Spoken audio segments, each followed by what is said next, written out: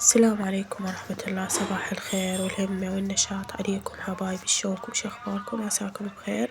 قبل لا نبدي المقطع صلوا على الحبيب محمد. يلا يا بنات صلوا على الحبيب. اللهم صل وسلم وبارك على سيدنا محمد وعلى آله وأصحابه أجمعين. طبعا راح نبدي بيومنا إن شاء الله، يوم جديد، وأتمنى من عندكم يا بنات اللي جديدة على القناة تسوي لايك واشتراك. أهلا وسهلا بالجميع. مثل ما تشوفون يا بنات حبيت أصور لكم شوية دجاجات قبل لا نبدأ يومنا.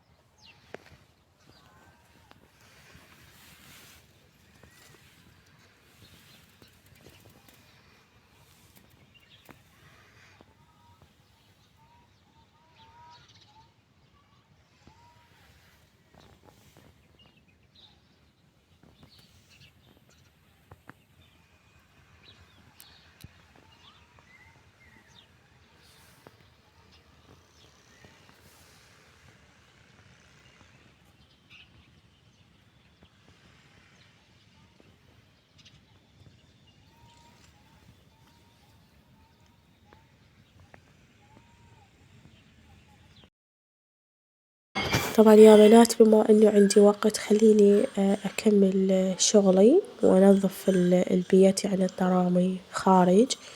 طبعا إحنا نخصص لهن أيام شغل يعني الخارج يعني والداخل البيت. بما أني وحدي بالبيت ولازم إنه أنظف فأني أنظف كل بين يوم ويوم الطرامي يعني كلش كبار ويراد لهن تنظيف. تعرفون يعني مناطق الريفية تراب وحلال فراد نعتني شوية تنظيف الحدايق مثل ما تشوفون. طبعا أنا قاصتها الحديقة ونظفتها مثل ما تشوفون يا بنات. طبعا هذا المي إحنا يجينا بين يوم ويوم طبعا بالشتاء. فأني أستغل وقت المي أكمل تنظيفات وأكمل شغلي.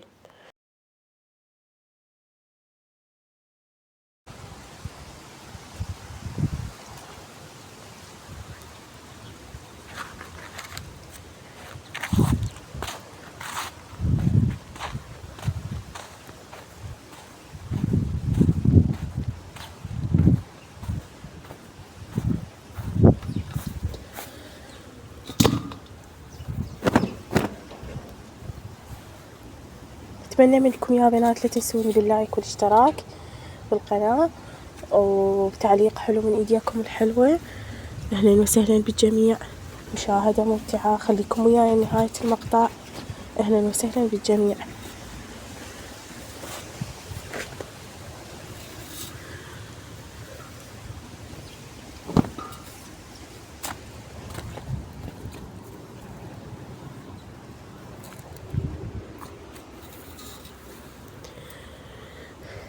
طبعا يا بنات هذا أني وقت فراغي وإذا أكو يعني عندنا مي جاي أنظف الطرامي والمماشي داير حبل يعني البيت.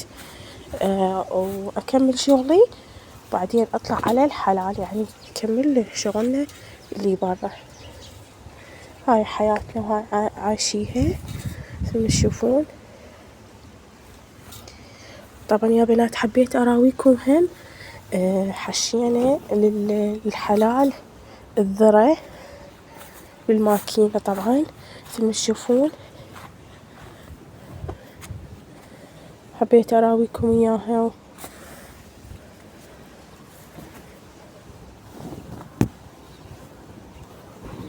صلوا على الحبيب بنات. لا تنسون اكتبوا لي بالتعليقات صلوا بها على الحبيب محمد. اللهم صل وسلم وبارك على سيدنا محمد.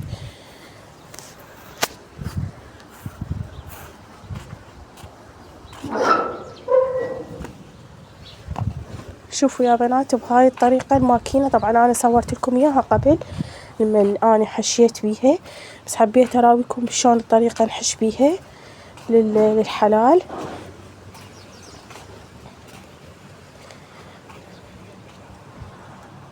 راح نحش كمية ونضم لهم إياه يعني نخليهن بمكان مثل ما قلت لكم يعني مكان عن المطر والضباب لأن الحيوان من يشوف بالحشيش مالته مي أو رطوبة ما ياكله.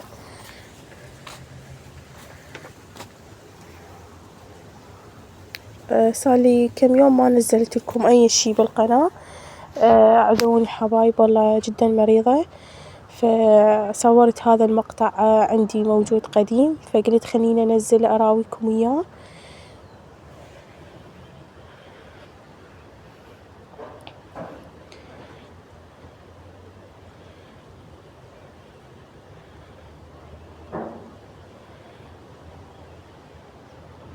واللي دا يسألني الأغلبية أنتي من وين؟ طبعا أنا من العراق من محافظة الأنبار.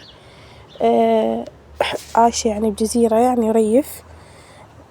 شكرا جزيلا لكم على التعليقات الحلوة يا بنات. شكرا لكم على الدعم على اللايكات. وإن شاء الله راح أسوي لكم فقرة الرد على التعليقات مالاتكم إن شاء الله قريبا. أنزل البنت اللي راح تعلق لي وتعليقها الحلو أنزله وأقرأ شنو التعليق اللي راح تكتب لي إياه إن شاء الله.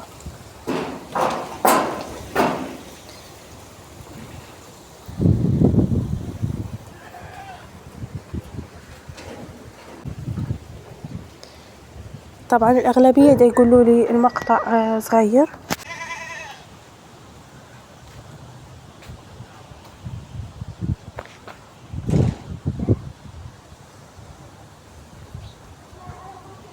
وهنا يا بنات كملنا تنظيف بهاي الطريقة.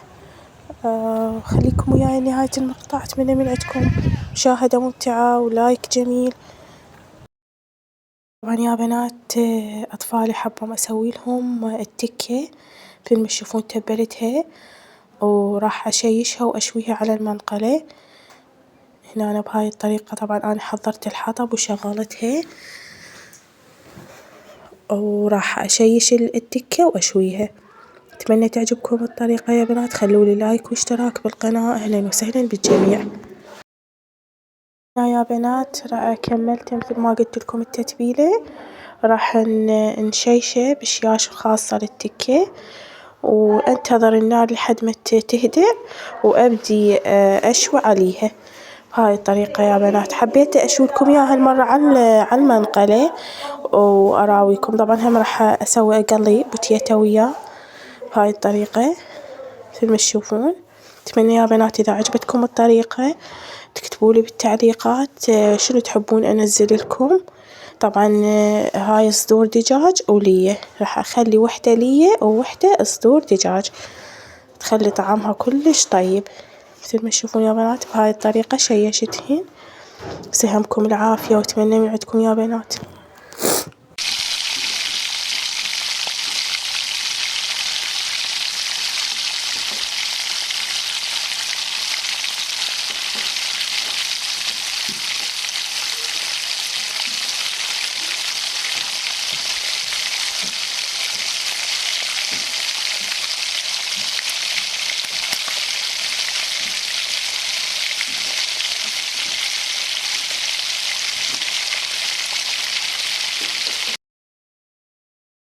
مثل ما تشوفون يا بنات نكمل بهاي الطريقة. طبعا تشييش التكة. أتمنى من عندكم يا بنات تنسوني بتعليق حلو ومشاركة المقطع على المنتدى إذا عندكم قناة. يسهمكم العافية. وهنا راح أبلش أشوي بالتكة. طبعا بعد ما هدأت النار راح أراويكم شلون راح أشوي التكة. هنا مثل ما تشوفون يا بنات هنا بعد ما هدأت النار حطيت التكة على الفحم. طبعا هذا الحطب احنا نستخدمه عندنا، مو فحم اللي تشتروه من المحلات، لا حطب مال أشجار مثل ما تشوفون. يسهمكم العافية ولا تنسون بالصلاة على النبي. اللهم صل وسلم وبارك على سيدنا محمد. فضلا وليس أمرا. صلوا على الحبيب ولايك واشتراك. اللي ما مشتركة بالقناة وجديد يسوي لايك واشتراك بالقناة ومشاهدة ممتعة لكم حبايب قلبي. شكرا جزيلا على التعليقات. وراح أسوي لكم الفقرة إن شاء الله، أقرأ التعليقات وأنزلها مقطع طويل. هنا يا بنات شوفوا الطريقة. بهاي استوى عندي التكة. مشاهدة ممتعة.